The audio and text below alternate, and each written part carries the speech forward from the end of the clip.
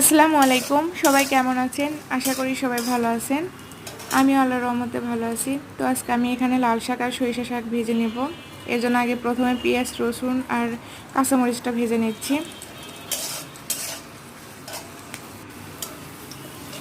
এই তো পেঁয়াজ, মরিচ, রসুনটা ভেজানো হয়ে গেছে। এখন আমি শাকগুলো দিয়ে দিব।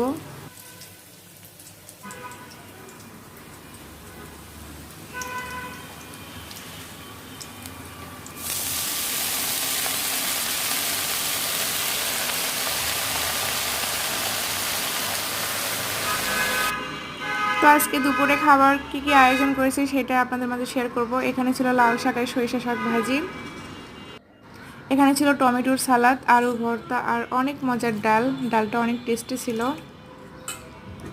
আর গরম ধোয়া ওঠা ভাত। তো শীতের দুপুরে এরকম খাবার কিন্তু অনেক ভালো লাগে। তো আমার ভিডিওটি আপনাদের কাছে কেমন লাগলো অবশ্যই কমেন্ট করে জানাবেন।